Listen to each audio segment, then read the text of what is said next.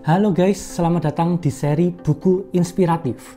Jadi setiap bulannya, tepatnya di tengah bulan, aku akan upload video tentang review dari satu buku guys. Buku-buku yang menurutku menarik dan mungkin masih jarang dibahas sama orang-orang. Nah, hari ini kita akan bahas buku yang ditulis oleh Dr. Joe Dispenza guys. Jadi judulnya adalah Breaking the Habit of Being Yourself. Dan buku ini diterjemahkan oleh penerbit Javanica guys. Menurutku, buku ini sangat menarik dan mind-blowing guys. Karena buku ini berpendapat kalau semua dari kita itu bisa mengontrol nasib kita dan bisa mengontrol masa depan kita itu hanya dengan satu alat, yaitu ini guys, otak kita guys. Alam bawah sadar. Nah, sebelum kalian mikir yang aneh-aneh, aku mau jelasin dulu guys. Kalau aku ini juga orangnya cukup logis dan aku nggak percaya sama sesuatu yang sifatnya masih pseudoscience atau belum terbukti secara ilmiah.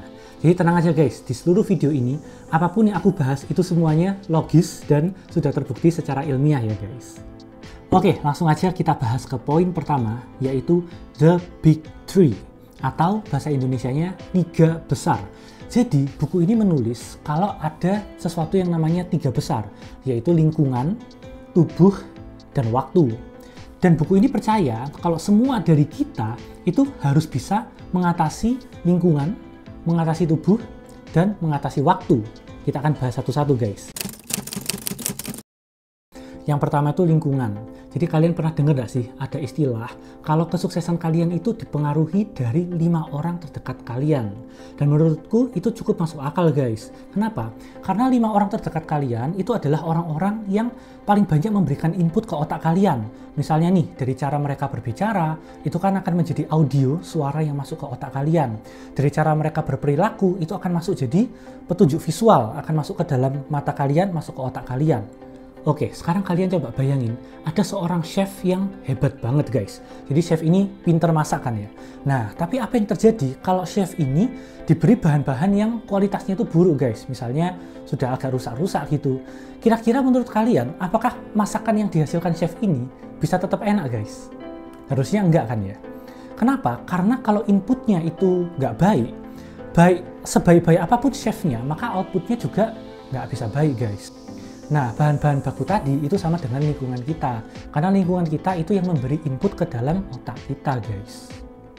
Di sini kalau aku bahas lingkungan, itu aku bukan cuma bahas 5 orang tadi, guys. Tapi literally semua yang ada di lingkungan kalian, guys. Mulai dari baju apa yang kalian pakai, makanan apa yang kalian makan, mungkin tontonan TV apa yang kalian tonton, bahkan mungkin tempat-tempat apa yang kalian kunjungi, guys. Kemarin-kemarin itu, buat kalian yang tahu-tahu aja ya guys, itu ada influencer yang sempat viral karena kontennya yang tentang kopi 80.000. Jadi, influencer itu berpendapat kalau kalian yang mungkin belum punya banyak uang, itu disuruh pergi ke lobby hotel yang mahal-mahal, terus pesan kopi 80.000, terus suruh mampir sekalian ke garasinya, lihat parkiran Ferrari sama Lambonya itu supaya kalian bisa mempelajari cara orang kaya bekerja kan. Nah, kalau menurutku, itu nggak sepenuhnya salah guys. Tapi bukan berarti kalian harus foya-foyain semua duit kalian sampai habis guys. Maksudku, kalau kalian at least punya kesempatan untuk mengalami pengalaman seperti itu, kalian satu kali aja, kalian itu coba ingat-ingat gimana sih perasaan itu. Jadi begitu kalian di sana, misalnya kalian pesan kopi 80.000 beneran nih, gini. Kalian coba ingat-ingat, jatuh buku. Jadi intinya, kalian bukan hanya menikmati, tapi kalian juga harus menghayati dan mengingat-ingat gimana sih rasanya di lingkungan itu, lingkungan orang-orang yang berduit. Nah, di lain waktu, mungkin sebelum kalian mau tidur atau waktu kalian baru bangun pagi, kalian coba pejamin mata kalian, terus kalian bayangin, kalian istilahnya relive, gimana sih perasaan kalian waktu itu. Jadi kalian di tempat tidur kalian tuh kalian bayangin kalian sedang berada di lingkungan itu guys. Dan kalian bisa lakukan itu setiap hari. Nah, buku ini berpendapat kalau kalian sering-sering membayangkan berada di lingkungan itu bisa menjadi input untuk otak kalian guys. Yang akhirnya membuat otak kalian itu siap untuk perubahan. Sekarang kita bayangin guys, ada orang yang lingkungannya gitu-gitu aja. Jadi dia misalnya tontonan TV-nya gitu-gitu aja. Terus dia setiap pagi pergi kerja, kantor, ketemu orang-orang yang sama, yang familiar. Terus setelah pulang kantor dia pergi ke mall. Terus pulang, tidur. Besok dia gitu lagi, ke kantor, mall, tidur. Kira-kira menurut kalian, kalau lingkungannya gitu-gitu terus, apakah mungkin ada perubahan yang terjadi dari orang ini guys?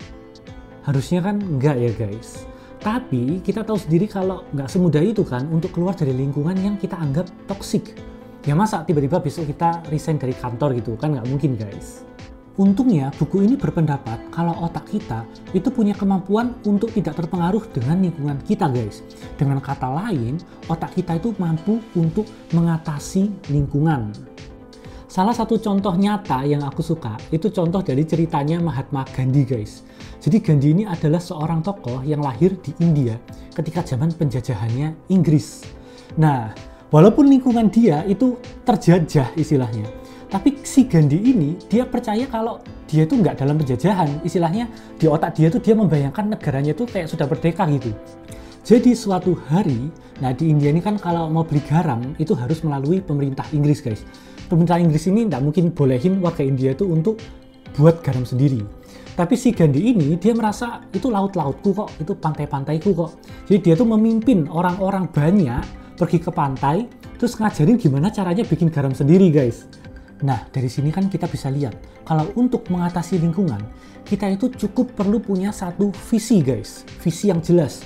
Jadi kalian bayangkan, kalian di masa depan mau jadi orang yang seperti apa, kalian coba bayangin itu ke dalam otak kalian.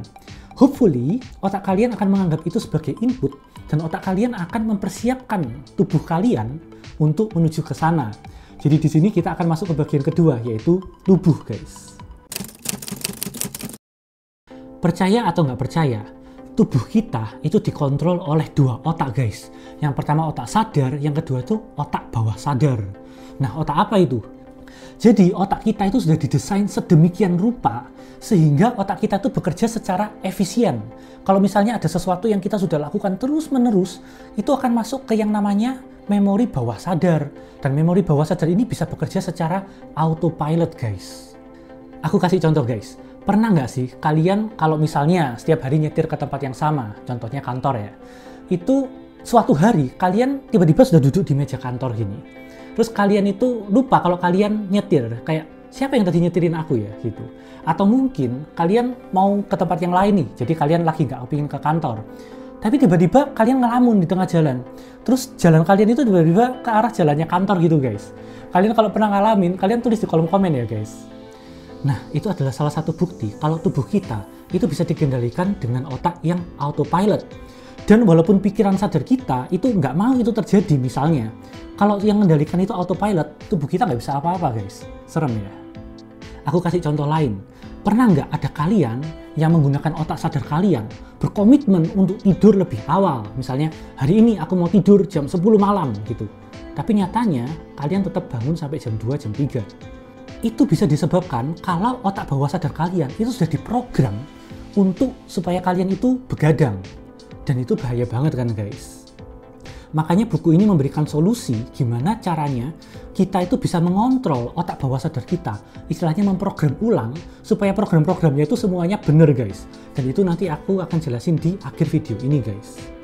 Untuk sekarang kita lanjut dulu ke mengatasi waktu guys.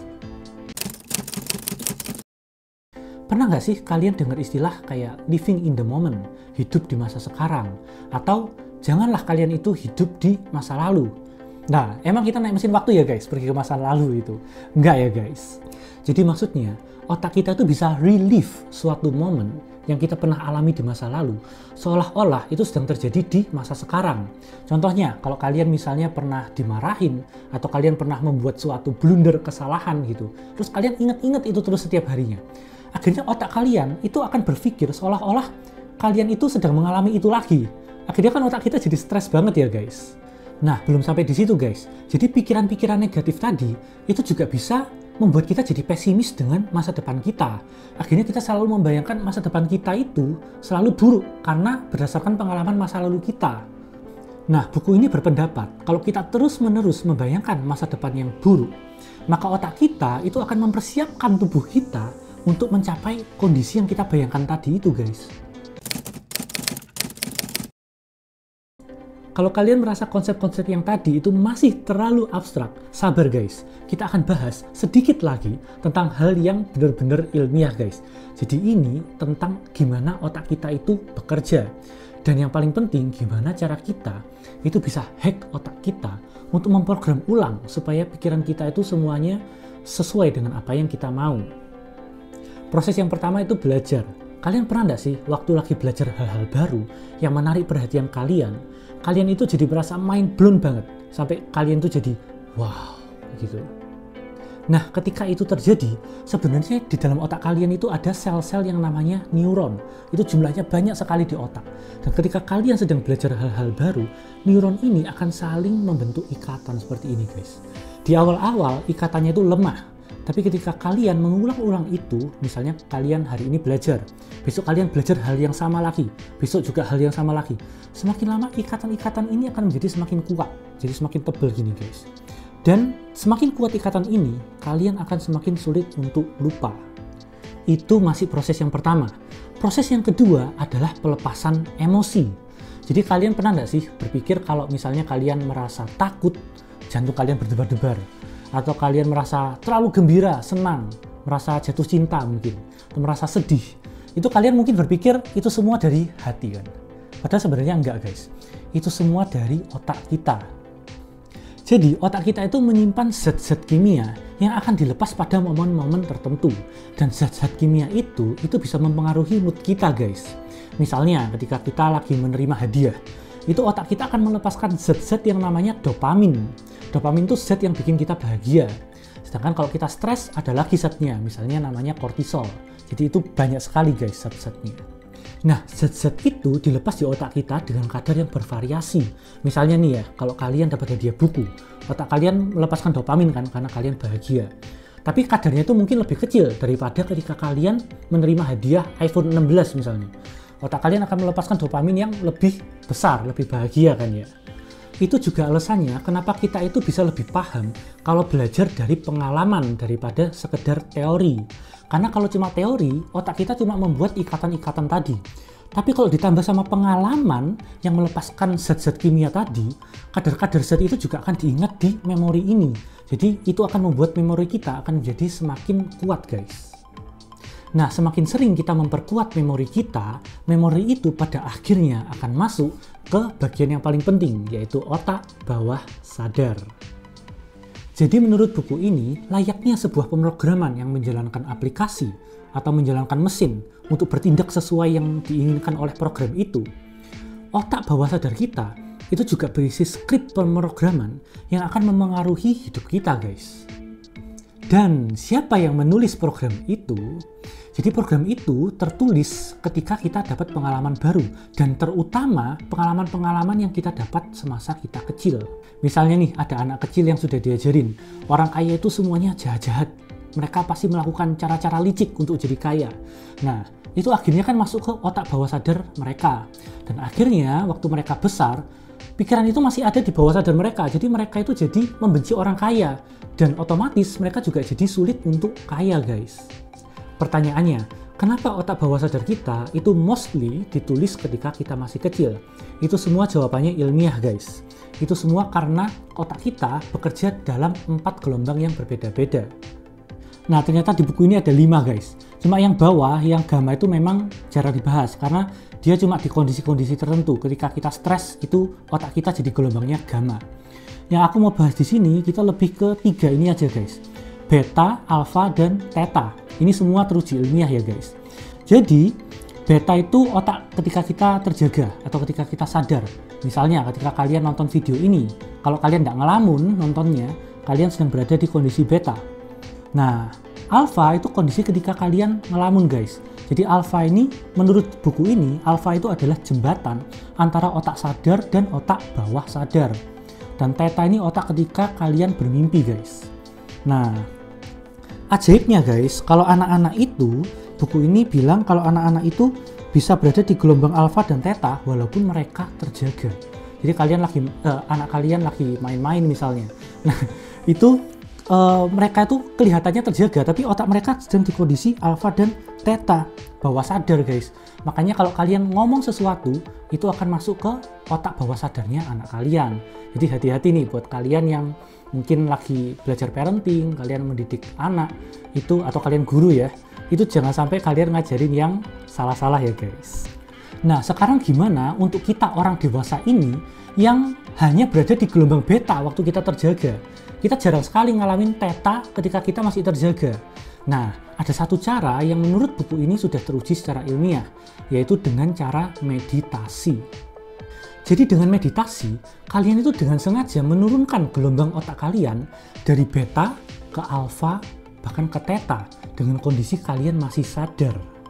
Dan ketika kalian sudah berada di theta, dan kalian masih sadar, kalian bisa dengan sadar bicara ke diri kalian sendiri untuk menanamkan hal-hal yang mau kalian tanamkan ke alam bawah sadar kalian, atau mungkin hal-hal yang kalian mau hapus dari otak bawah sadar kalian. Oke guys, jadi sekian aja untuk video kali ini. Kalau kalian sudah nonton sampai di titik ini, artinya kalian sudah punya niat guys. Dan aku yakin kalian pasti bisa mengubah hidup kalian guys. Sama kayak aku dulu juga suka belajar hal-hal apapun itu guys. Yang penting harus tetap kritis ya guys. Kalau kalian suka buku-buku kayak gini, buku yang temanya self-improvement, tapi ada sedikit sentuhan spiritualnya, kayak sejenis mindfulness gitu guys, kalian boleh coba mampir di websitenya penerbit Javanica. Aku taruh linknya di deskripsi ya guys. Ini beberapa contoh buku yang lain: Healing and Recovery, The Hidden Secret, sama Letting Go guys. Jadi buku-buku yang kayak gitu ya guys. Oke guys, jadi sekian aja untuk video kali ini. Jangan lupa like, comment, subscribe, dan bagikan video ini ke orang-orang terdekat kalian guys. Terus belajar untuk kehidupan yang lebih baik. Vitae Decimus.